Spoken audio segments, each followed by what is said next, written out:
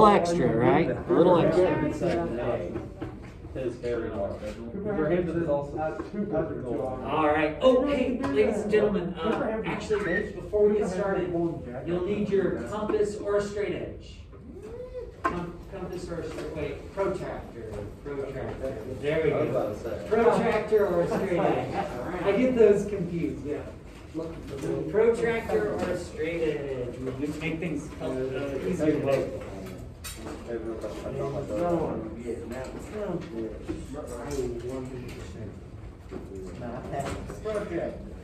All right, so like I was saying, slope is the ratio of vertical change, which we can think of as rise, to the horizontal change, which we can think of as run, between any 2 points.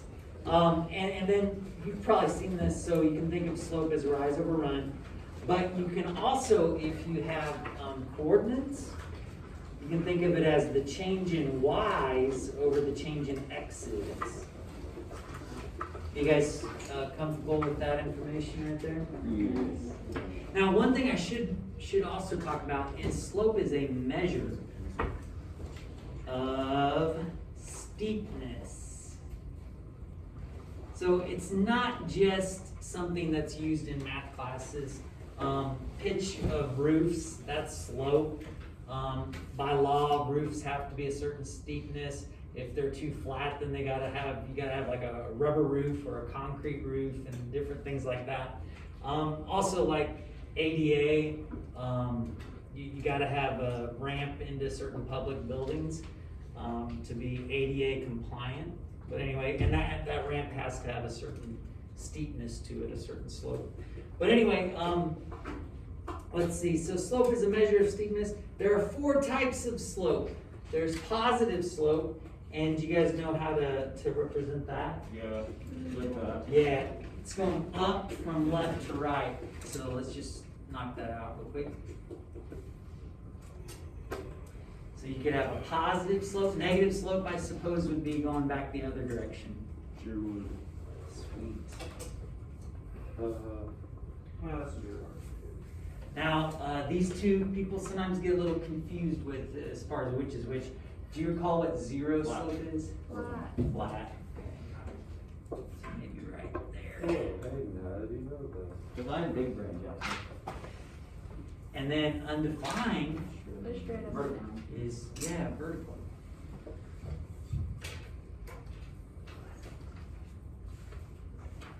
All right. Well, let's practice finding slope. We're gonna find slope 2 different ways. If you have a graph and you can see definite coordinates on the graph, you can make a slope triangle. And so what I mean by that is, let me see. Do you guys see how it crosses? It appears to cross perfectly at the y-intercept there. You guys see that? Mm-hmm. And then basically you can find anywhere else that it looks to hit perfectly. And so I just happen to notice this point up there where it hits perfectly. It's reflecting off of there we go. Yeah. And so what you can do is once you have those 2 points, you can do a slope triangle. So I usually start on the one on the left. Am I going to go up or down to get to the other point? Up. And exactly how far up am I going? 1, 2, 3, 4, 5, 6. And then I'm going to run to the right. So how far? 3. So my slope is 6 over 3 or just 2 or 2 over 1, right? Why did you do 6 and 3 rather than just the 2 and then the 1? Oh, because I just noticed where it hit nicely. Oh, okay. Turns out there was multiple spots, wasn't there? Right. Where I could have done it. And yeah, I could have made my slope triangle as small as 2 over 1, couldn't I? It's right there. So if you have a graph, this is the smart way to do it, is to make a slope triangle. But if you don't have a graph, then what you would end up doing is you'd probably be given coordinates, so like 3, 3. And let's see, we got 0, -3, right? Would you guys know how to find the slope if you were just given coordinates? Yeah, so you would, it's change in y over change in x's. So subtract the y's on top. Now here's something that people don't always know right away. The order that you do things doesn't matter initially. So for example, I'm going to choose to go 3 minus negative 3. But as soon as I decide to do 3 minus negative 3, I got to be consistent. So for my x's, guess where I got to start? Top. 3. 3 minus 0. You have to be consistent. And it turns out I get 6 over 3, which is what?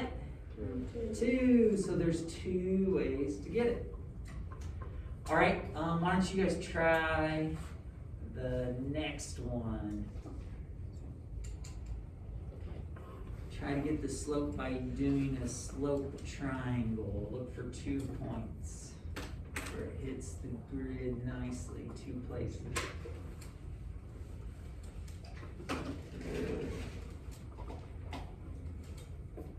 And then just check real quick with your neighbor.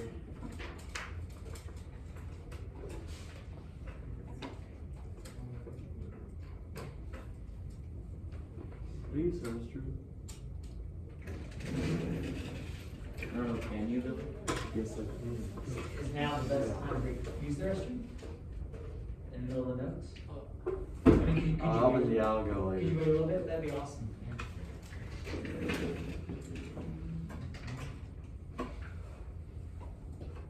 Check with your neighbor. I don't hear many people checking with their neighbors.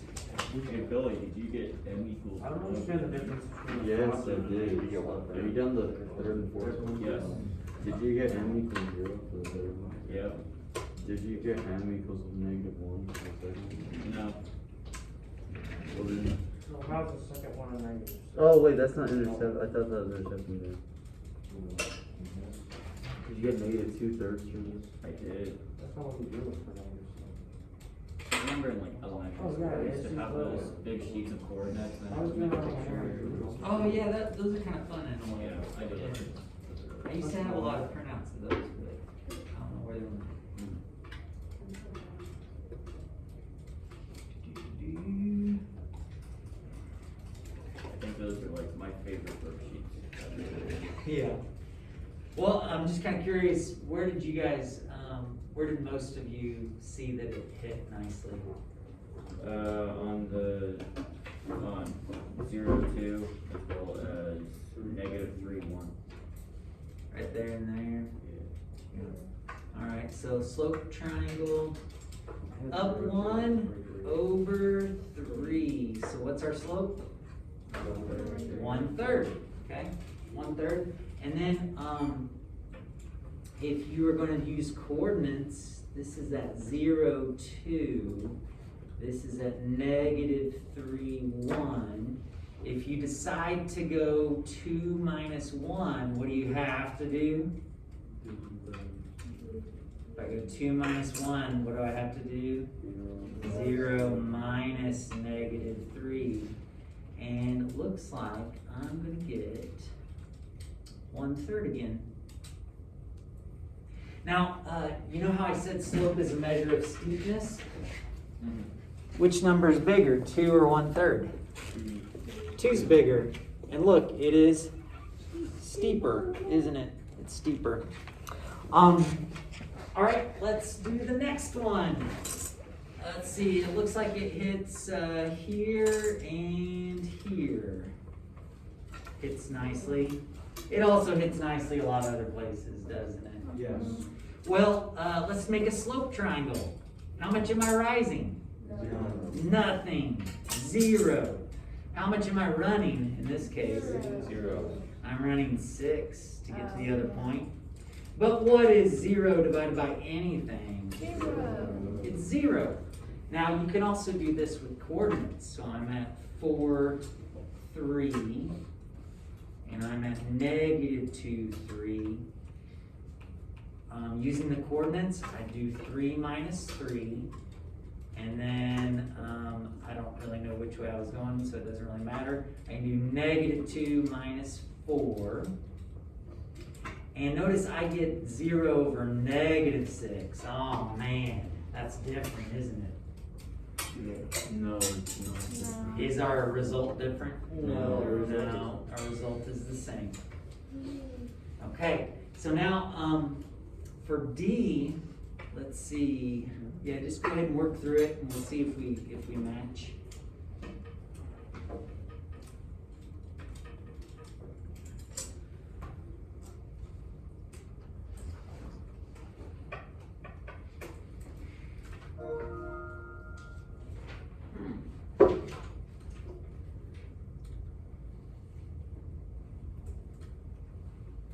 Out here.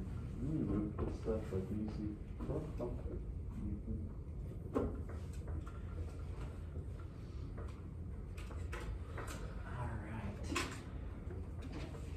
When you're done, take a look, see if you agree.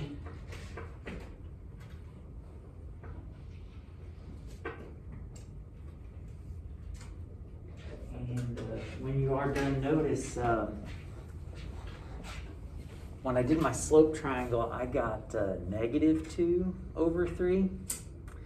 But when I did my slope using points, I got 2 over negative 3. Mathematically, is that the same? Yes. It is the same. But it also illustrates that you can think of slope kind of 2 different ways. If I'm going from this point, starting at the y-intercept, going to this point, I could think of it as going up 2, back 3. Or if I'm going this way, I could think of it as down 2, over 3. So anyway, and also you'll hear me when we're graphing lines talk about how you'll do the slope and then you can back it up, right? You can back it up and it's equivalent. Any questions so far? Easy peasy, as they say. It wouldn't be geometry without some postulates or theorems and stuff like that. So postulate 17 says slopes of parallel lines. And you already know this, but we're gonna write it in a geometry sort of way. In a coordinate plane,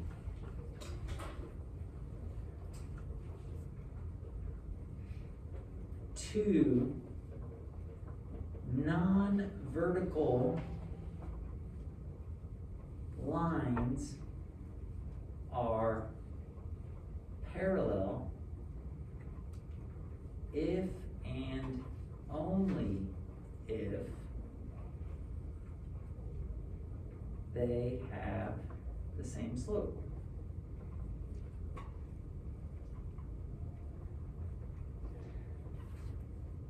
Why can't they be vertically parallel?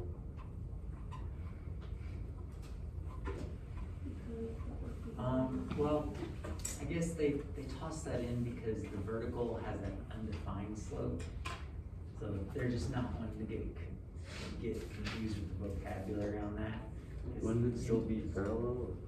Oh yeah, they're still parallel. No doubt. They're still gonna be parallel. But in this little definition, with them having the same slope, I think they're just worried that if you say undefined, one person's undefined doesn't always match another person's undefined. But when we are talking about lines, our undefineds do match. So it's just, they're just being kind of particular. Nothing you need to sweat about, okay? Nothing you need to stress. If they've got the same slope, they're gonna be parallel. Now, here's the thing, postulate 18 is gonna sound a little bit different. It talks about slopes of perpendicular lines. Talk to me a little bit, what do you think about slopes of perpendicular lines? They're gonna be, one will be the negative, one will be the inverse of the other. Three, negative three. Yeah. 3 So, and negative 1/3. okay, yeah, so They'll be it's the actually two contrapositives. things. It's actually two things. They are opposites, one positive, one negative, but they're also reciprocals. They're both. Now, Yeah, it's literally, what's that? it's the contrapositive. Yeah, right. Yeah, it's like the contrapositive. Yeah, in a sense, I could totally see that. So, but check out this definition. In a coordinate plane,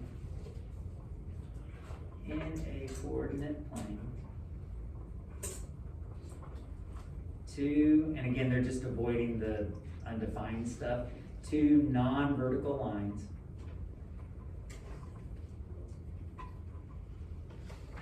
are perpendicular, and we learned a symbol for that, didn't we? Mhm. Are perpendicular if and only if and only if the product of their slopes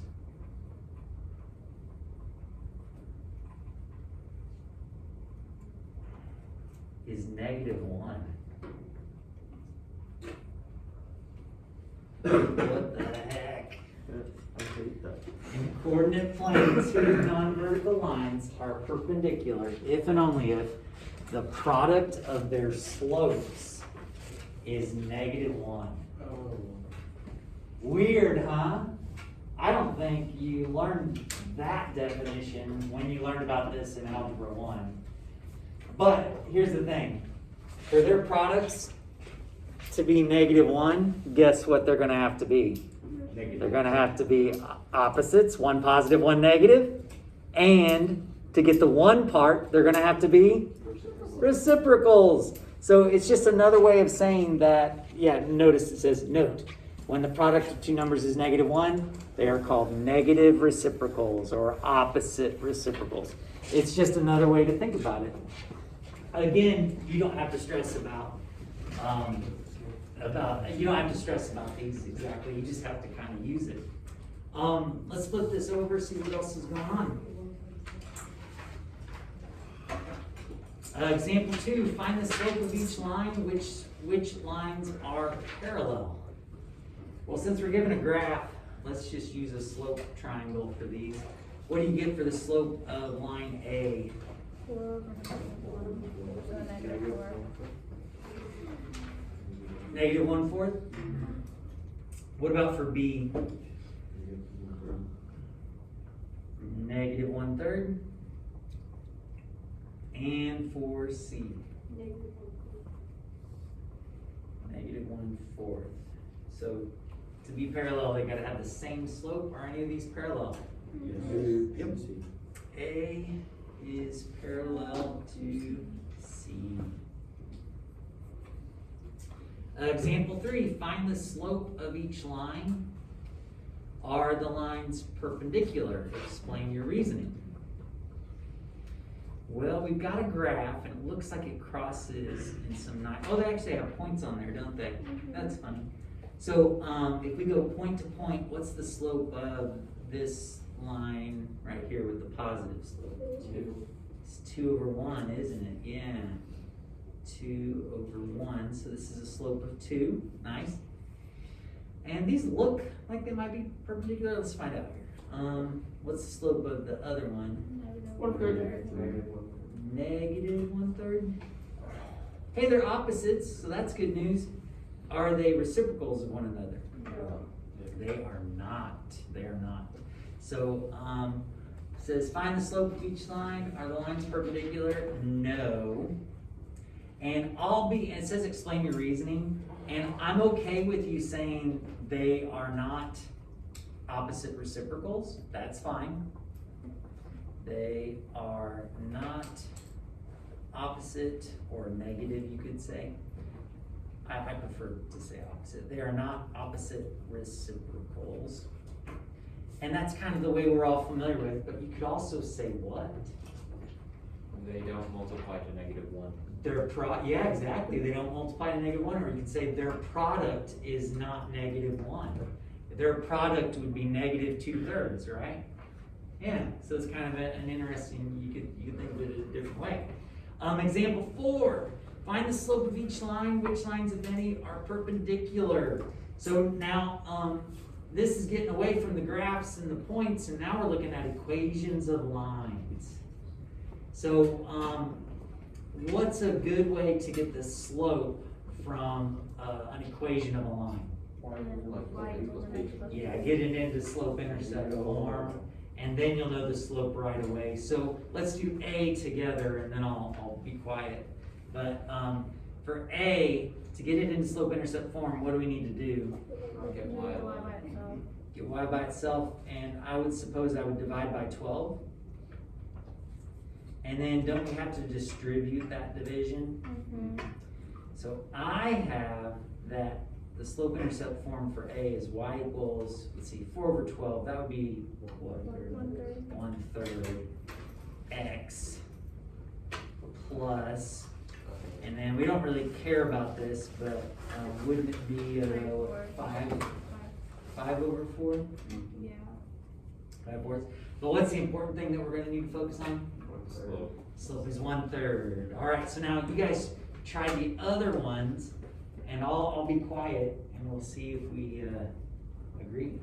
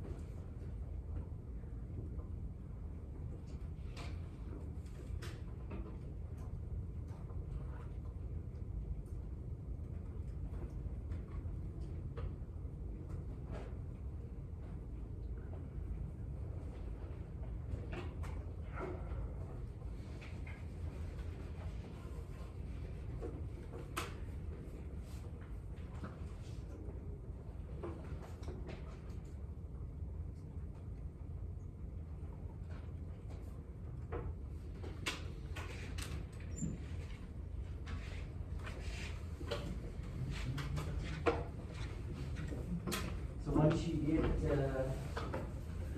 everything in slope-intercept form, what is it asking you to decide?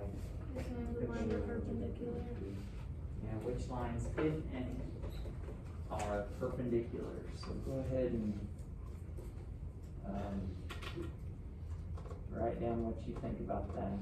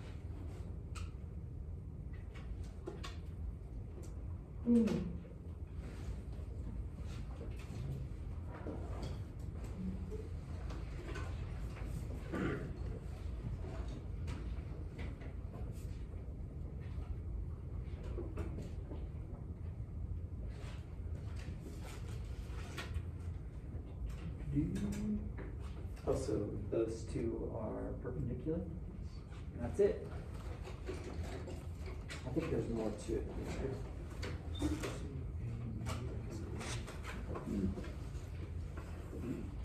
think there's more to it than that.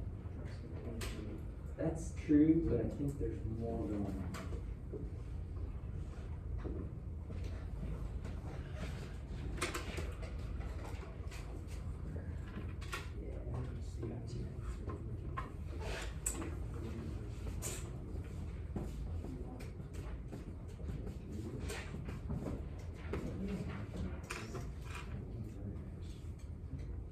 So, O, B, and C.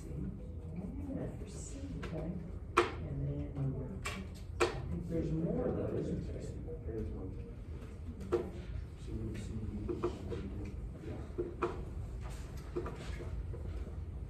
So ladies and gentlemen, I think that there's more than just one pair of perpendicular lines here. Do you agree? Yes.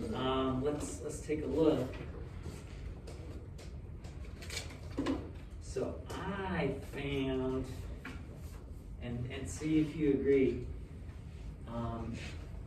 A lot of you have A is perpendicular to B, and that is accurate. That is totally accurate. But don't forget about C here. Add the 7x over. Divide everything by 21, what's its slope? 1/3. So if you just write A is perpendicular to B, that's not the whole story, is it? So what could you say to describe what's going on here? A and C are perpendicular to B. A and C are perpendicular to B. I like it. Yeah. A and C. Yeah, and there's other ways to say it too, isn't there? Yeah. Because A and C would also be parallel. B is perpendicular to both A and C.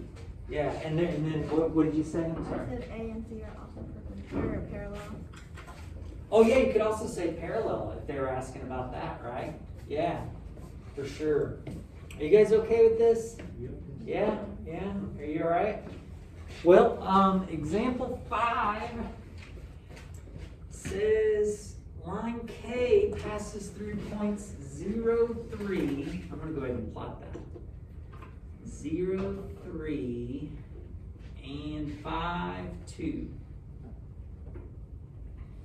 That's line K. I guess I'll go ahead and use my straight edge.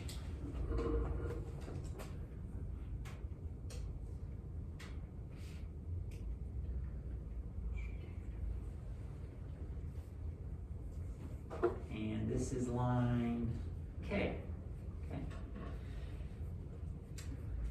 And it says to graph the line that is perpendicular to line K that passes through point 1, 2. 1, 2 is right there. They want us to graph a line that passes through 1, 2 and is perpendicular to line K.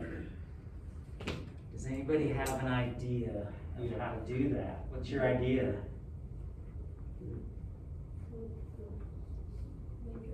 Couldn't we find the slope of the first one and then? Okay, find the slope of the first line. I'm with you. So what is the slope of line of K?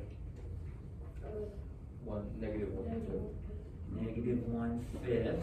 Okay. And then what? Then find something that would be a slope of 5. Okay, so the perpendicular slope would be opposite reciprocal, so it would be 5. So now, since we've got this coordinate, we just need to go up 5 and over 1, right? Now, if I go up 5 and over 1, that's kind of off the graph. What could I do instead? Down 5, left 1, yeah.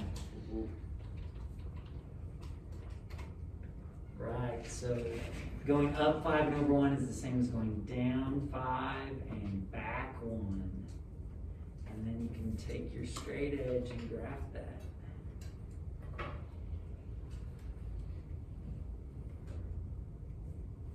Pretty good stuff, huh? Oh, by the way, what do we know about perpendicular lines? What angle do they form? Right angle. Right angle, don't they? So that's cool. All right, good work, good work.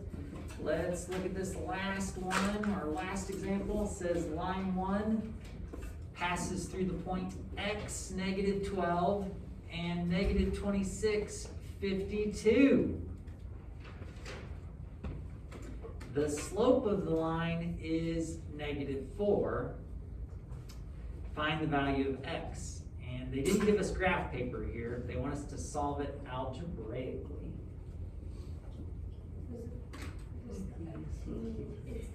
Variable X or?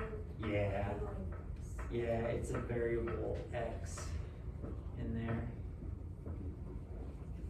So the way I teach this, at least, I don't know, those of you that had me last year can verify this, but pretend like you know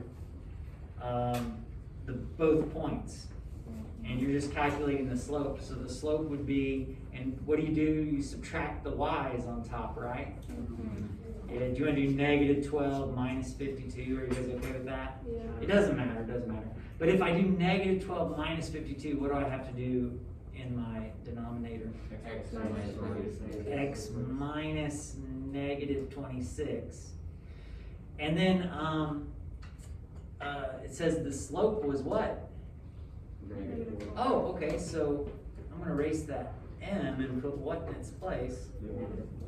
-4. And basically, I've got an equation to solve here, don't I? Or you could think of it as a proportion to solve, you can solve it that way. But there's a problem here, and I'm gonna go ahead and do this real quick, add the opposite. To solve this, I'm gonna need to get x out of the denominator. So, yeah, what we can do is we can multiply by x plus 26 on both sides. And the reason we're gonna do that is because then it gets it out of the denominator and basically has moved it into the numerator, or into the just whole number, we'll say, level. And what we have left to do is we can clean this up a little bit. I'm going to, I don't know, do you guys want to distribute it or no? Yeah. Could we distribute the -4 to the x plus 26? Yeah, we could totally do that. -4x minus, and what is that going to be? -104, is that right? Yeah. And what's that going to be equal to? -64. -64. Is this something we can solve now? Yes.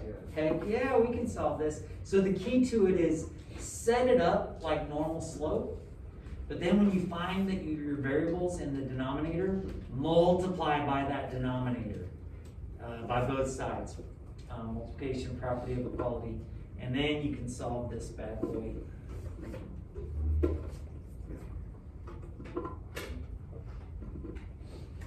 I think, did I do that right? Did you guys get -10? No, it didn't. How do you guys feel about that? Do you remember doing something like that in Algebra 1? Yeah. It's just been a while. It's been a while, but hopefully you had to do that. Okay, so ladies and gentlemen, even though this is all familiar, you're gonna wanna practice to make sure you're perfectly solid with this. So it's page 175, numbers 3 through 35, odds. That ought to be enough practice, I think. And I believe you're gonna need some graph paper, so let me give you some graph paper for your practice.